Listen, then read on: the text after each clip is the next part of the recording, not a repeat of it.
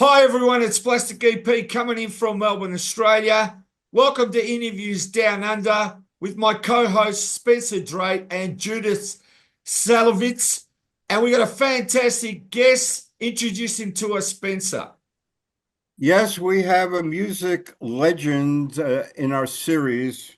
His name is Elliott Landy, and this interview is going to be in the Rock Hall archives because of the amazing work he has done in his life. And I'm very happy to be his friend in his life, also, I want you to say. And I've always respected his work. And anyway, we're going to talk about that. And I also want to introduce my co-host, Judith Salovitz, and the both of us are in the AIGA and the Rock and Roll Hall of Fame archives and the Lou Reed NYPL and AIGA collections and MoMA collection. And why don't we just start in on this? And also, I want to also mention that some Rock Hall inductees were photographed by Elliott, and the names are like Jimi Hendrix and Bob Dylan and the band and Janis Joplin and Van Morrison, et cetera, et cetera. Anyway, why don't we start off by Elliott? Why don't you tell us a little bio before we get into the photographs? God, well, people usually ask me questions about my life for me to go back and think about it.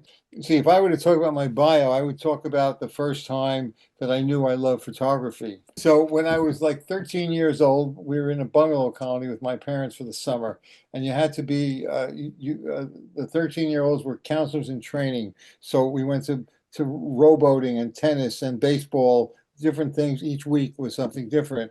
And my sister said, my younger sister said to me, "Why don't you go to the photography center, the dark room there?"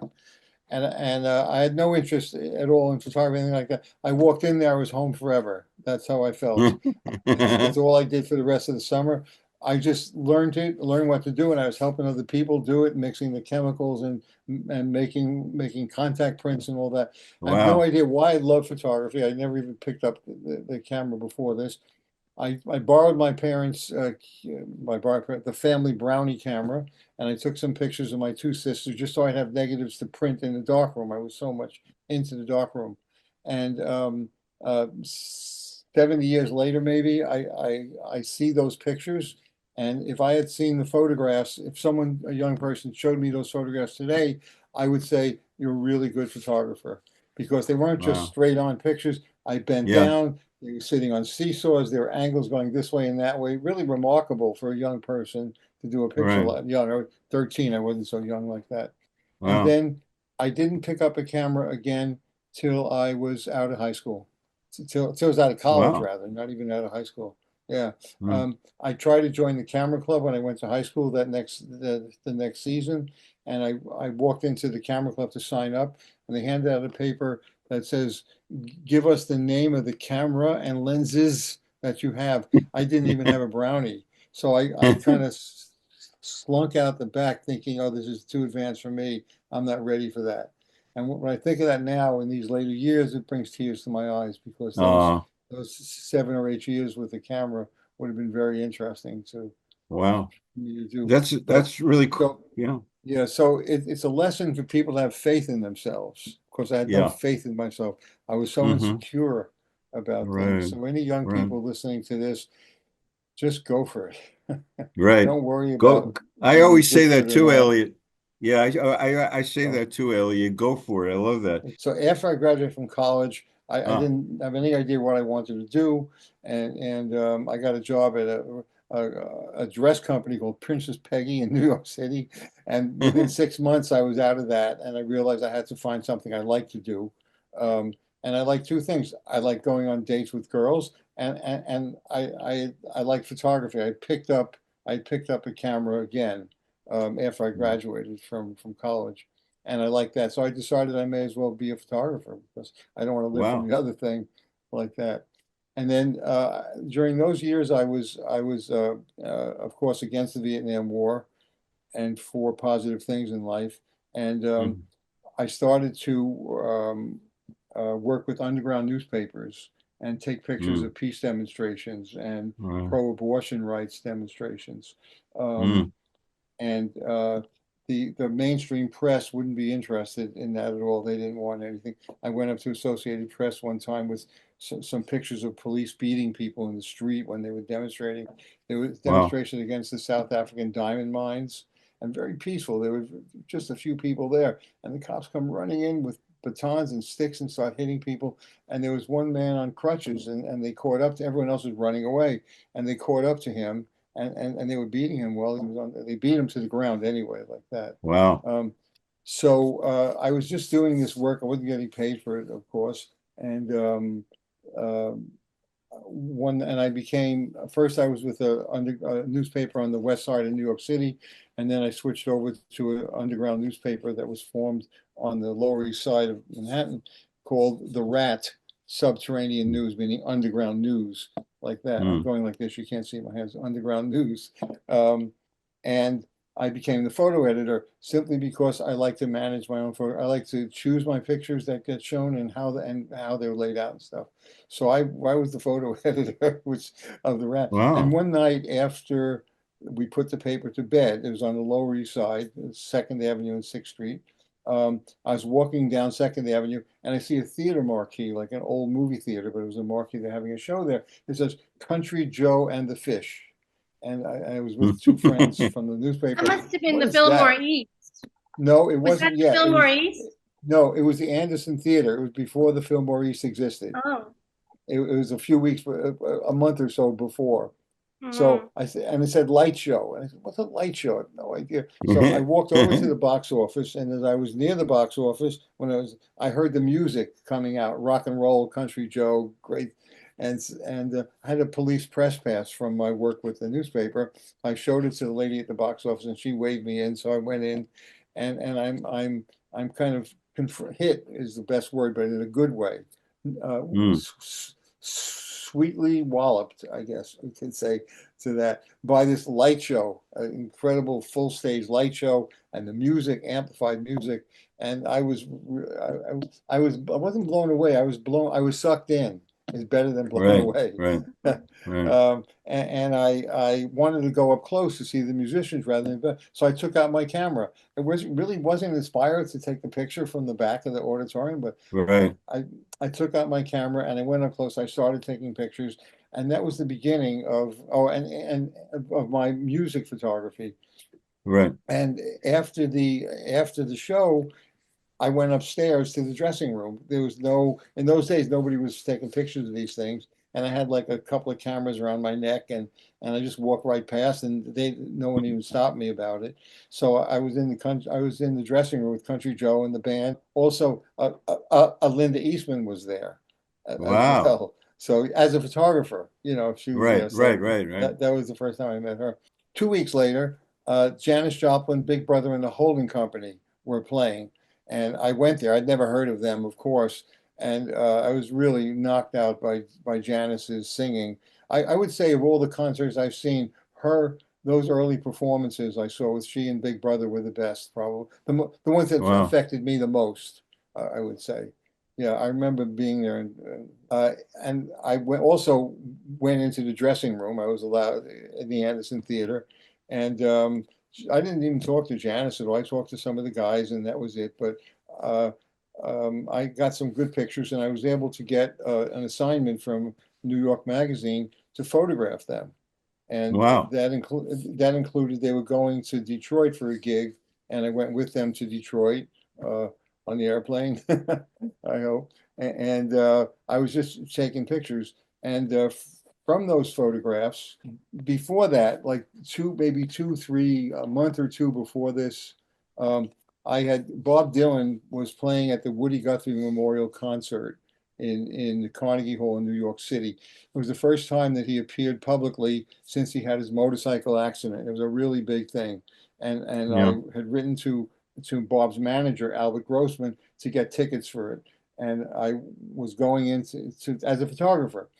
And so they sent me two tickets, and I was walking into Carnegie Hall, and a guard puts his hands up and stops me. He says, because he sees the camera that I'm wearing, he says, "No photographs allowed." And I said, "Oh, I've got a pass from Albert Gross, from Bob Dylan's manager, Right. whatever." And blah blah blah. He said, "No, sorry, you can't come in here with your camera. Go check it. So I had brought a girlfriend with me, and we walked out the back of we walked out into the check room, and I took out one camera and I put it in her bag. I took it apart and I put the two pieces, the lens and the body, in her camera, and I checked the rest of the cameras.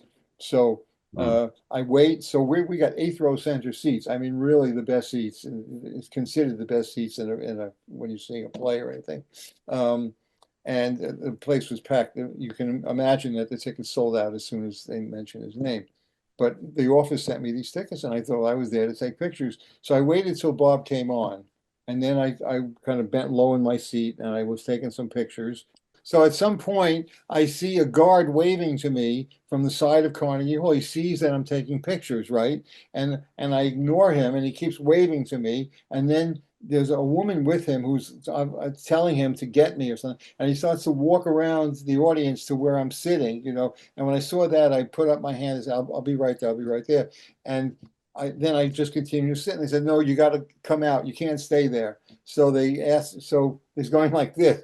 So I said, all right. I waited for the song to end and I went out. But I took the film out of the camera and I gave it to the girl I was with. Of course, I knew they were going to try and get the film from All me. right. So I go off to the side of the stage left, I guess, of the auditorium, and the guard shows me I have to go through the door, and I go through the door, and there's about 6 or 8 people there waiting. One of whom was Albert Grossman, which I didn't know at the time. And he's saying to me, the crowd is all around us. He's saying to me, you're not allowed to do that. You're not allowed to do that. I said, I got tickets. I wrote this letter and I said I was the photographer and I got tickets for this. I don't care what you say. You can't do that. You got to give us the film. You got to give me the film. All right. So I say, you're not going to get this film. And I'm holding up the camera to him, you know, even though the film's in her purse. You're not going to get this film. And he says, yeah, we got to get it. So like I'm almost feeding him the camera, you know, like, and he grabs it and he opens the back and he yanks the camera out, as I say in my book, making it more blank, making it even blanker, like that. Wow. And then so he said, all right, now get out of here. And so we left the Carnegie Hall. So then maybe 6 or 8 weeks later, just by chance, I had this assignment to photograph Janis Joplin. She's being managed by Albert Grossman, and they're at the Club Generation, which is Jimi Hendrix's recordings, became Jimi Hendrix's recording studio after it was a Club Generation, right? And it's low ceiling, a super rock and roll band. You can't hear anything. And I'm in the back of the crowd taking pictures, and I feel a tap on my shoulder. And who is it? It's Albert Grossman. And he's going like this, you know. He say, "Come, you know, come this way," right? And so I don't know if he's throwing me out or what. I didn't feel tension there at all. It didn't feel anything, no anger. And he goes like this, and we go into an extended broom closet is a good way to describe it, you know. And we closed it. He closed the door so we could hear everything. And he said to me, "What are you doing next? Are you busy next weekend?" Something like that. Yeah, are you busy next weekend? And I said, I guess I don't know. I don't remember what I said honestly, but it wasn't no. If it was no, you wouldn't have seen all the rest of the pictures. Right. But it wasn't no.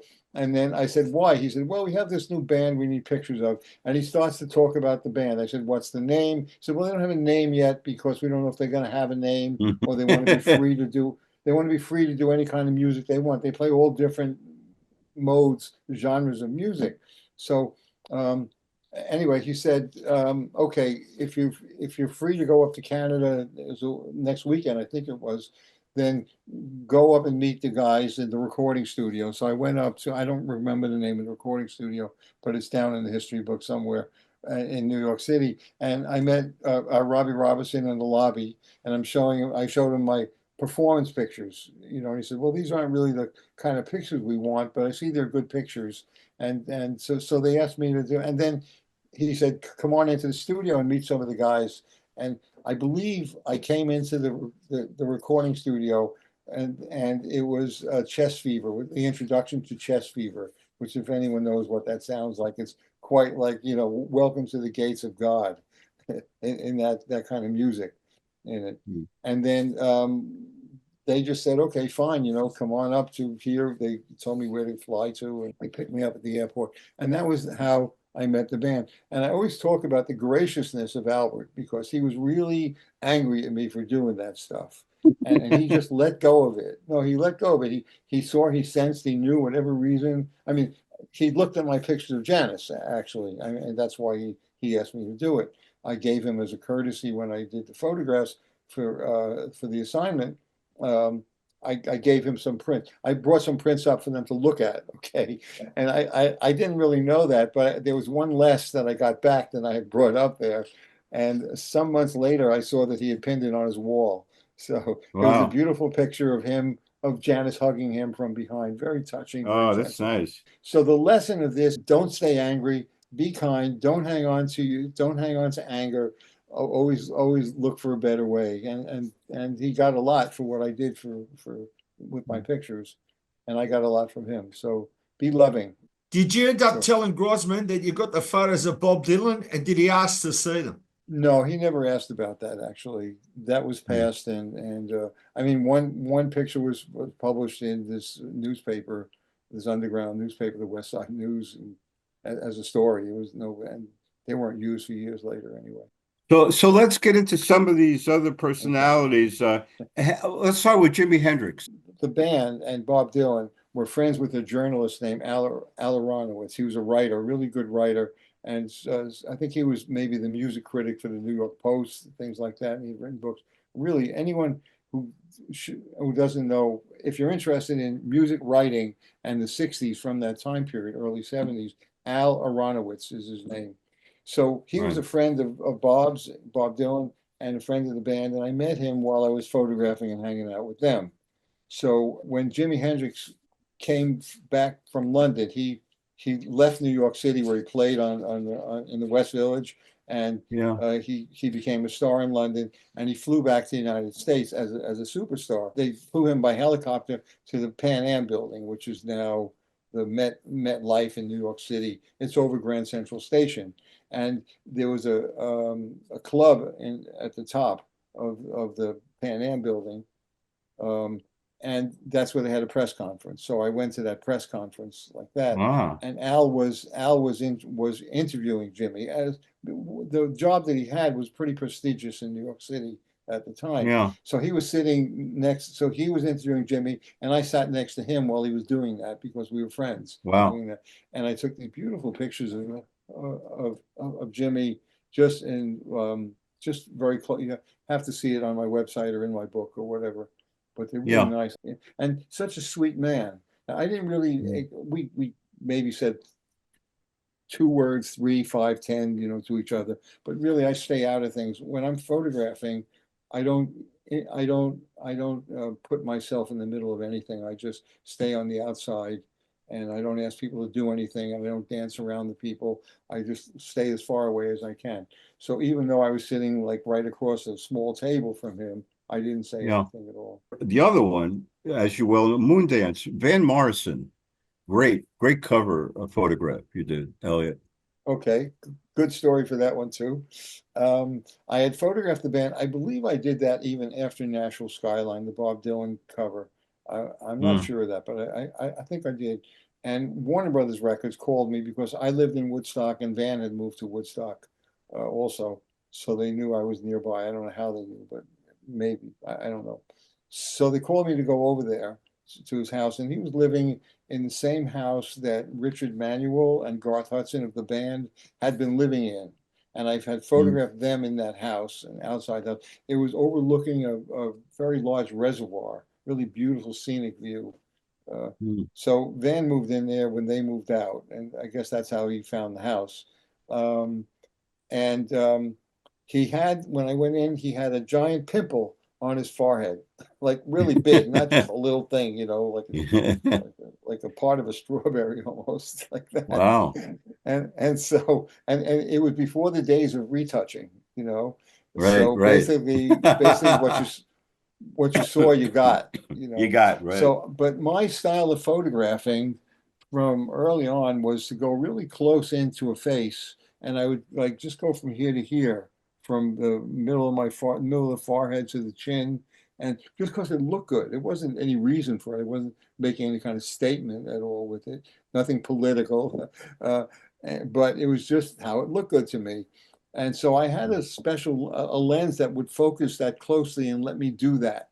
I was just prepared for this moment, I guess you'd say. So I went in very close and I photographed him from below the pimple to the bottom of his chin, something like that. Wow. And the which you can show the picture. I'm happy for that. Yeah, There's other pictures where I show the pimple, but not in the portraits of him. So he's sitting with right. his wife and stuff like this.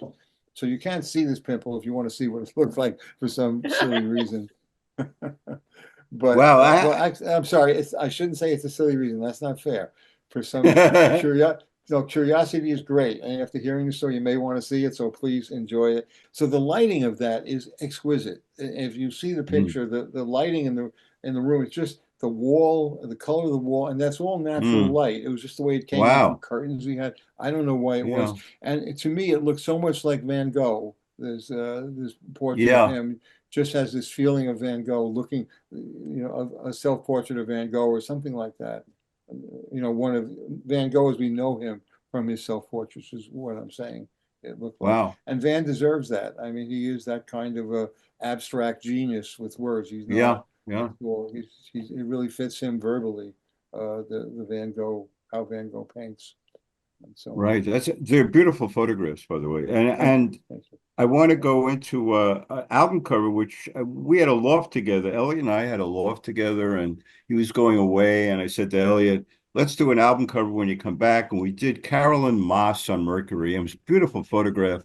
And tell us Well, about Carolyn. I wasn't going away. I left. I went to Europe for 6.5 years, and I had a 1-year-old baby when we finally got on a plane, and our big dog, I don't know how much she weighed, but she was a nice big dog, very sweet. So we all went to Europe, and I had literally $22 in my pocket when we flew Wow. to Amsterdam, actually, and that's a whole other story that I won't get into now. So after 6.5 or 7 years, I came back to United States, and I started to go to some music clubs that were on in the West Village, basically. And there I bumped into Carol, and I would take pictures because I love to take pictures. But I stopped taking Mm. the rock and roll photographs. That was just a 2-year period, the ones that you all know of my Yeah. work. It was literally Right. 2 years.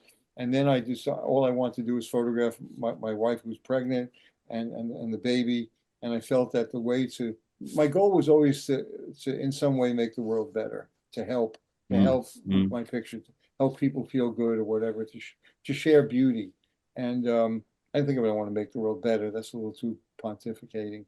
Um, but it was always my goal was to do some kind of niceness with my photograph, some kind of good photograph. So I realized that showing the beauty of mother and child, of women, specifically women, I mean, women and the feminine, what happens in the feminine experience, mother and child, and the innocence of children also was deep. Once Mm. I had a child, I saw that was deeply important to me. So that's what I did for the next 6.5 years in Europe, just taking photographs of them and publishing it. So Mm. too long story for that.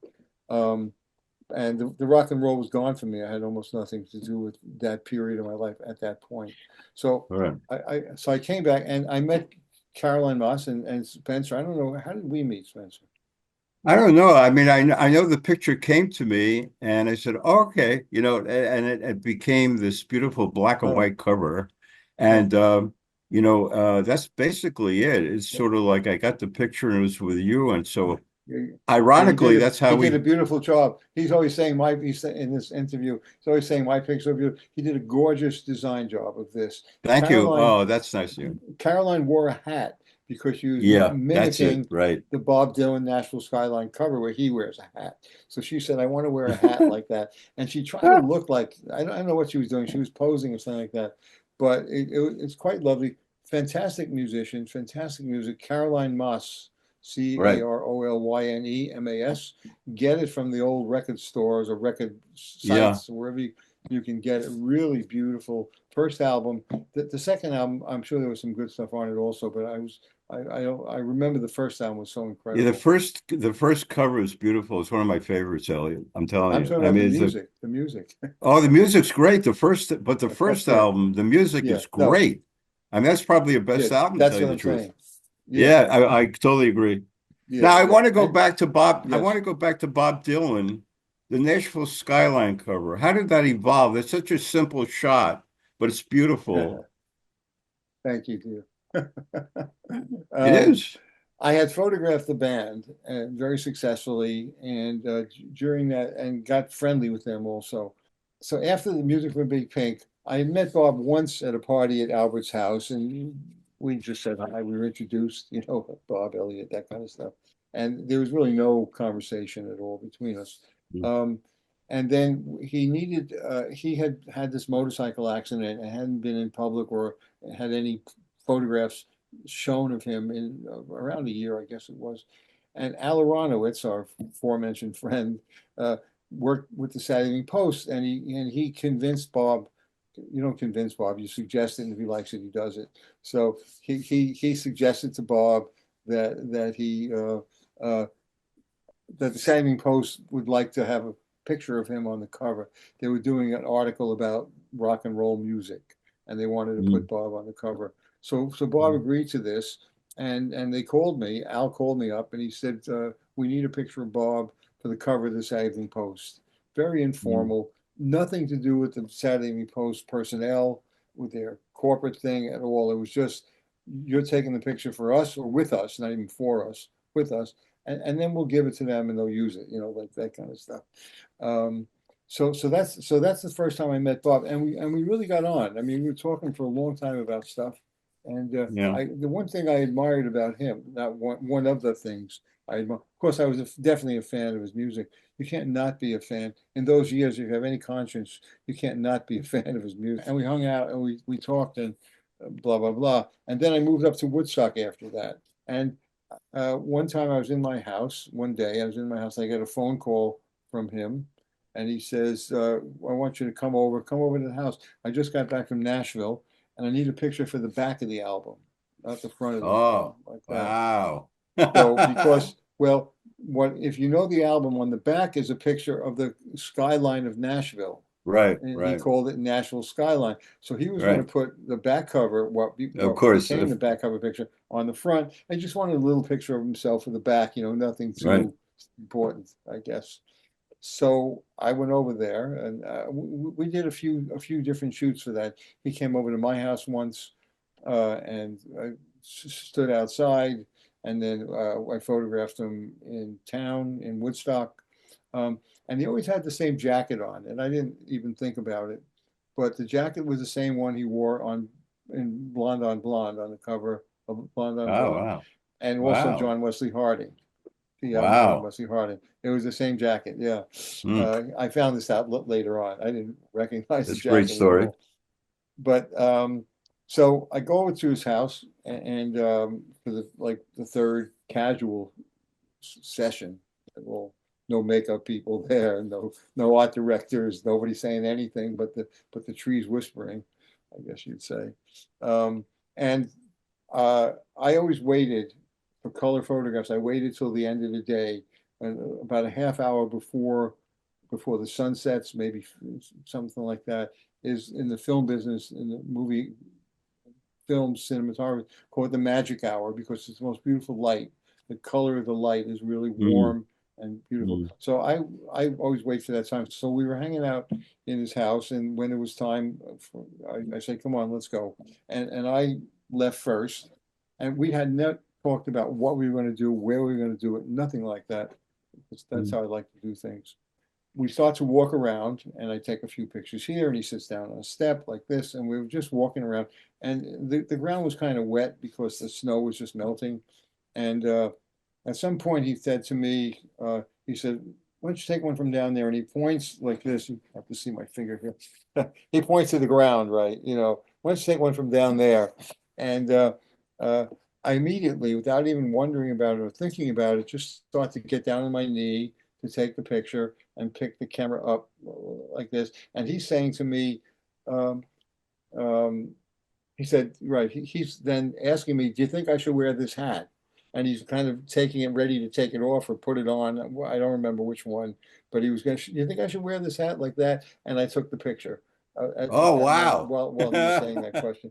And because he was Wow. smiling, because it was funny to wear the hat. Like people Yeah. didn't wear those, the hippie culture didn't wear hats like that. I don't know if anyone wore hats like that during those years, right? It was Hmm. before that kind of thing.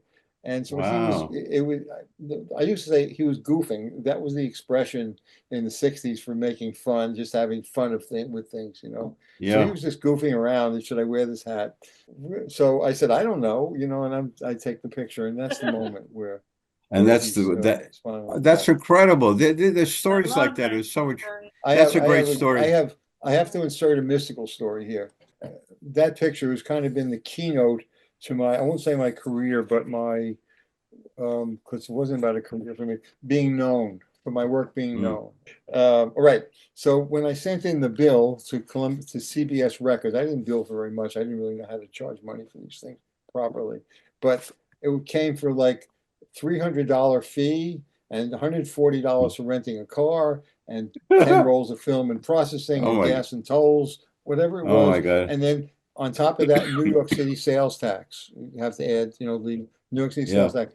And the amount that it came to was $777, Oh my which is God. a mystical number in spirituality, in True. ancient cultures. 777 is a mystical, and that was really a magic moment in my life. Really, it kind of put me on a platform that I'm always going to be on, because everyone knows that picture. Everyone. One thing I remember, Elliot, when we had the loft, you would talk to, I'd look at the contact sheets and I'd be overwhelmed, like the band at their house or whatever.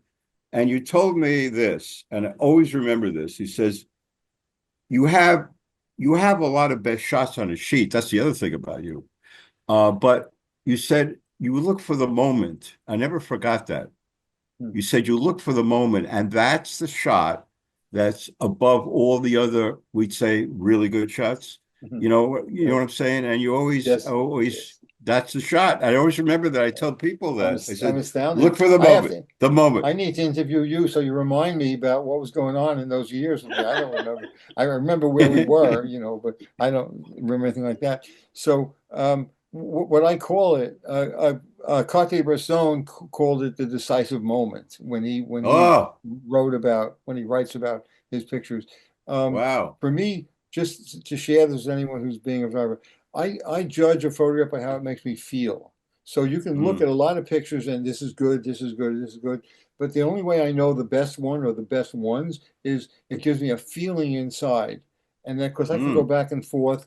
yeah, Sometimes I'm looking at pictures with people or for whatever reason, and they're analyzing them. Let's see, your glass is on to the right, and there's the light across your behind you, blah, blah, blah. And that's why I like it. I never analyze a photograph. I feel it. I look at it and I right. feel it. And then, yeah, you can analyze it if you want, but it doesn't serve me to do that, because what you're doing with the photograph is trying to communicate a feeling of being alive Mm, at that moment and what was yeah, happening near you, and that's so on. important. What was, That's good advice. so And the last thing is the photograph that Judith and I both really love, the infrared shot of Bob Dylan against the car, which I think was on Look magazine front cover, right? no, it Uh, wasn't. No, no, that no, was it almost wasn't never on Look. published. Oh, It really? wasn't. No, that was taken during the Saturday Evening Post Oh, sessions, I that's it. guess. Yeah, And that's it. it was infrared color film. It was a film developed by the military to take pictures through clouds. And Mm, in those years, a few photographers had started using it for fun, like that. So I first learned, I was in Denmark. That's my mm, first job that I didn't even talk about, but being a photographer on a feature film, uh, a Danish film. And I met this photographer and he showed me a sheet of these infrared pictures. And I said, that's really cool. And I remembered it, because right. maybe a Yeah. year later, half a year later. And I started playing around with it. And you have to hold a filter in front of the picture. So the trees there are green. It's a normal summer day. And and Right. uh, and that's been my most popular photograph, even more popular than National Skyline. My most popular photograph of Wow. all, like that. Yeah. And I wrote in my book, Woodstock Vision: The Spirit of a Generation, worth reading and seeing. I wrote that the reason I should read it to you, but I'll paraphrase it. The reason this picture I think is so popular, aside from the fact that it's red and beautiful like that, but it's very surreal. And Bob in Mm, those years was very surreal. His music was surreal. mm, It came from right. another place, writing and a different kind of thinking than anyone had experienced before.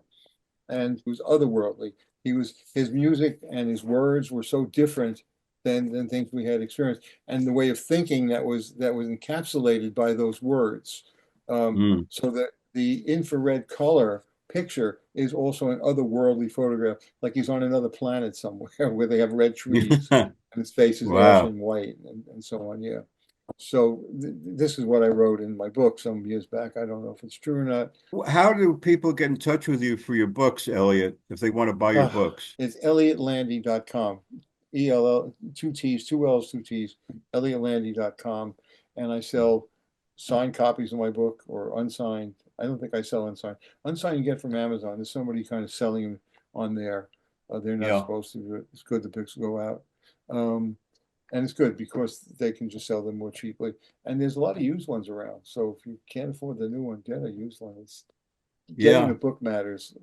And then I did a book of the band photographs. I did that already 6 years ago. Oh, Um, wow. and Wow. beautiful. It's out of print now. There are some copies left. You could also go to my website for that. You can't, hard to find used even. Beautiful book. And I controlled that book myself totally. I just did it all in my studio. I picked the pictures out. I chose the size of the pages. Um, when I was trying to figure out what size the pages for the band, it's called the band photographs, Mm. 1968 to 69. Really Hmm. great text in it also that I got from a number of people. Um, and I was trying to decide what size I should make the book page because the Mm. previous books I had, the size was determined by the publisher. And I said, well, what Right. size is perfect for this? And I wanted it to be a photographic book. To me, I'm showing photographs.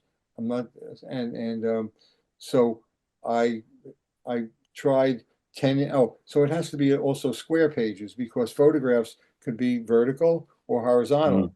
And Right. if you make a book that's the normal book aspect, you can't if it's a horizontal picture, the picture it's much smaller than if it's a vertical Mm. picture. So if it's a square Right. book, you can have vertical and horizontal the same size. This was very important to me to do that. So then I think, well, what size should the page be? 8 by 8 inches, 9. I like big pictures, of course. Yeah. You know. Yeah. So anyway, I made proofs of 10 inches per page, 10 square inches, Mm. 10 and a half, 11, 11 and a half, and 12 inches, right? Wow. And I printed pictures on all those sizes. I looked at them and I chose the largest one. I chose 12 by 12 inches. As the Ah. way I judge it is, here you can look down here. You can't see. How do you hold a book? How do you hold a book when you're reading it? You hold it in your Mm. lap, like a big book. It's a big, heavy Yeah. book. You hold it in your lap. So that's what I did. I put it in my lap and said, which size shows me the picture the best way? And I chose 12 by 12 inches, not realizing that that was the size of an LP album. Yeah. I was going to say that it's vinyl. So, well, I didn't know that. I just said it's the right Oh, size. yeah. Yeah. So Yeah. I'm Sure. kind of Yeah. I feel very proud of that. Not egotistically proud, but just proud, meaning that I see that my work really does fit into that era of LP Mm. records, of It's true. 60s music, because 12 by 12, it just felt like the right, visually as well as content wise, it was all Mm. part of that era, that 12 by 12-inch album cover that you sat and looked at for so long, and you looked at the back, and because that was the only most of the way you got to see who the artist was. There wasn't all this magazine cover. One of the pictures I really love, Elliot, is the front cover of the band, the Brown album, which I think Bob Cato designed. Is that right? I No, no, remember. no, No? no, he didn't. No, he designed the second one. The first one, Milton Glaser. Well, I'm sorry. The front cover of the band, the second album, yes, Bob Cato did design it. But taking credit, I said to Bob, I said, we want this, because the band agreed with me, uh, Yeah. to just be a picture with brown, just brown on the Right. outside, dark brown thing. And we had tried for a number of people and designers, and no one really got it right. And he got it right. how to do it. But the basic concept that it should look stark like that with not any other Google around it at all. Right, sure. Like a framed picture again. And then Yeah. so he created that beautiful typeface and logo. So he did a really great thing with it. But it was the vision that we had. And we actually wanted it to look like it was raining, or we wanted to photograph it in the rain. We wanted to Wow. get the look of like it was Oh, raining. yeah, But right. nobody knew how to do that, how to superimpose rain over the picture. Now it's like Oh, right. you say, "Hey Google, do this," or "Hey Yeah, Apple," right. whatever, Sure. Yeah. But in those years we couldn't. So anyway, yeah. So that's the second album, and the story of the first album was interesting. The music from Big Pink cover. The second one, we Yeah. spent a lot of time getting the right place and all that. I just want to ask you, Elliot, in my mind, you've taken so many fantastic and beautiful photos in your career. Now, I want to ask you, which celebrity or which artist did you find the most fascinating to take photos of, and even as a person? Well, let's see. I guess it was probably Bob Dylan. I would say, because I got pretty close with him, very close at the time, not very, just friendly, relaxed and comfortable, and we just talked about stuff. Oh, what I wanted to say is that what was impressed about him was that he listened more than he talked. And I realized he was listening to what I was talking about. He wanted to hear it.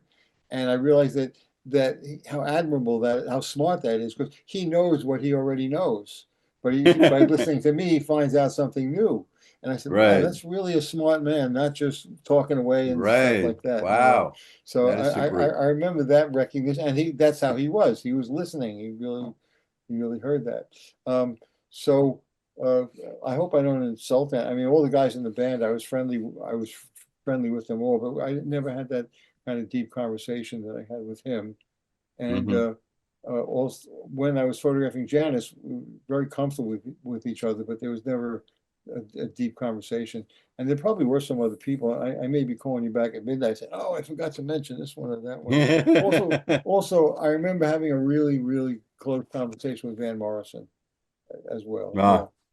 You mentioned was, yes, Oh. Richie Havens, and I met him Ah. when I was in college. He was Wow. performing, he was playing in the East Village coffee shop and in West Village coffee shop, Greenwich Village coffee shop.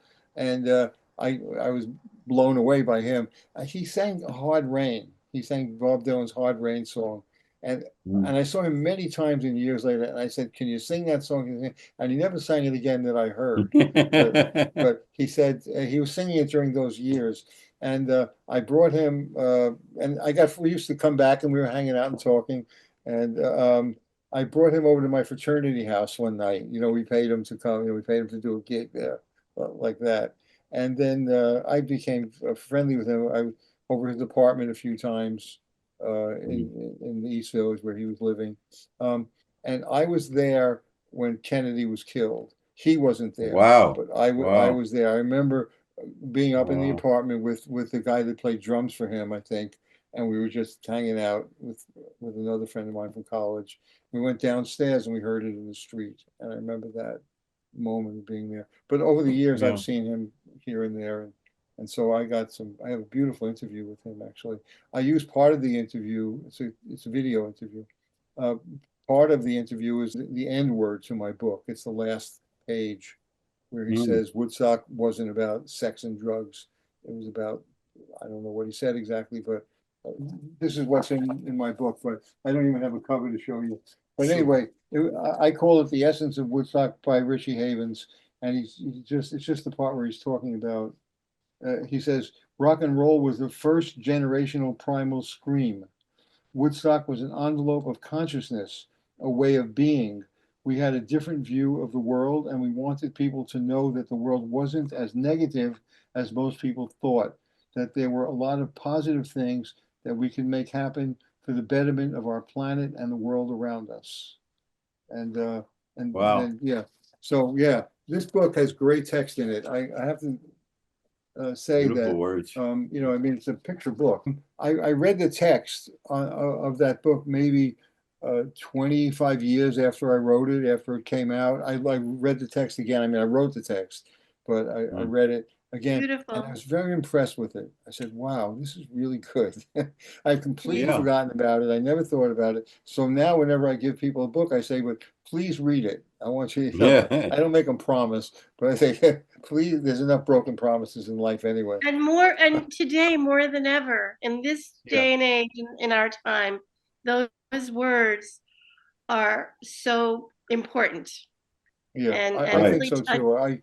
hopefully I'm touch, sorry, Julie, go ahead. hopefully those words, I mean, it touched me in my heart and Yeah. soul, but they are beautifully written. Before you went into the whole rock and roll storytelling and how you started out, Elliot, I actually watched an interview you had with, and I don't remember who it was with, but the interviewer asked you, how you got started with your photography, and I recall your response was that you were walking in New York City. Tell me Oh, yeah. if this rings a Right. bell, Yes, Elliot. yes, yes, You absolutely. were Right. walking in New York Thank you. City, and you happened to come along a vision of, I don't know if it was an object or a building or something that you saw, and you felt it was such a beautiful image that you wish that you could have photographed it, and you didn't have Yes. a camera on Well, you. it wasn't photographing it. I wanted to show it. I wanted to point it out to somebody. I wanted to say, look at Yeah, that. Like I wanted to go, look at that. So beautiful. And I looked yeah, around expecting to see someone I knew in the middle, yeah, just on a street to say, look yes. at Wow. that, look how beautiful it is. And there was no one there. And that's the moment I realized I should get a camera. So, And and I'm just thank you. curious, what was that image of? At the top of a building, it was the Ansonia Hotel, which is very on 73rd Street and Broadway. And All right, I yeah. was all the way across the square or across the Mhm. Broadway crossing. And so yeah, yeah, yeah, that was it. Oh, that's Thank you for reminding me awesome. about that.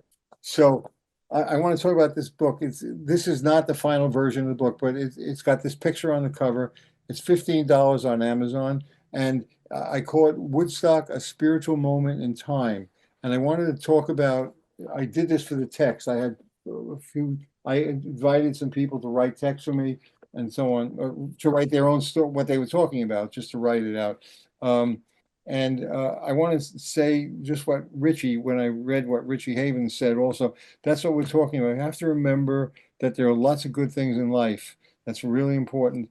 And that the Woodstock Festival, which was the epitome, I guess, is that the right word? Is that a high thing as well as a low thing? The epitome, the Yeah. the expression of Apex, positive. apex, What?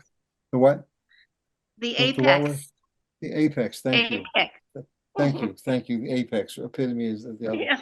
whatever it is, I right? was there, Thank you. by the way. I was in Oh, really? Woodstock. Oh, Yeah, well, you have to give me your story for a future book. it I'm was sure Yeah. the people are asking me to do more stuff. So anyway, so the book talks about Woodstock being where if in the astrological vision of life, we're leaving one age called the age of Pisces, and we're going into a new age, the age of Aquarius. Age of Pisces is a male-dominated, top-down rule. It describes, if you read in the book, it describes exactly what our recent history has been the last 800 years or something like that. Okay. And Mhm. then the age of Aquarius, the coming age of Aquarius, the age where it's more of a feminine energy, a feminine vibration, and everyone is nice to each other instead of ruling each other and controlling each other. It's beautifully explained in this book, Woodstock: A Spiritual Moment in Time. And we're entering that age now, but the transition between the two ages is lumpy, is hard. It's supposed to be according to this thinking. It's not like, okay, you just go from one to the other. It's like, which is what we're in now. We see that. But Woodstock was the apex, thank you, of this thing. And I want that it to be known by that. And people should be studying, in my opinion, the way people behave towards each other, the way they thought, the whole thing, the hippie generation, what its thought process was, like go with the flow, for instance. It seems like a 5 or 6 page sentence. Go with the flow means your inner flow, your inner energy flow, and do what you Mm. feel you should be doing and what you want to do. And that's the way you get a better life for everyone, because we're all Mm. connected. If I go with my flow Right. and you go with your flow and so on, then good things happen. Right. And do your own thing is another expression I speak out when I say, because your own thing means what's inside you. Express yourself. That people are good and sharing stuff, and do your own thing is a 60s expression. So we should be studying that and teaching that philosophy of life. It's really a very intense philosophy of life. Okay. Over the years, I've always been, as Spencer pointed out, using my camera in a funny way. And he reminded me that I told him years back that I liked abstract photographs, that a picture didn't have to be sharp to be good and all that. So I expanded that and taking films with the Super 8 movie camera and then video and so on. And that's a whole Mm. genre of my work that almost nobody knows yet. Well, I want to say this is probably one of the most favorite part moments of my life, interviewing one of my best camaraderie soulmates and a photographer I've always respected, and a person who has a warm heart. And I just want to thank Elliott for being on, and we all love you, Elliott. Want you to have the best. Thank you.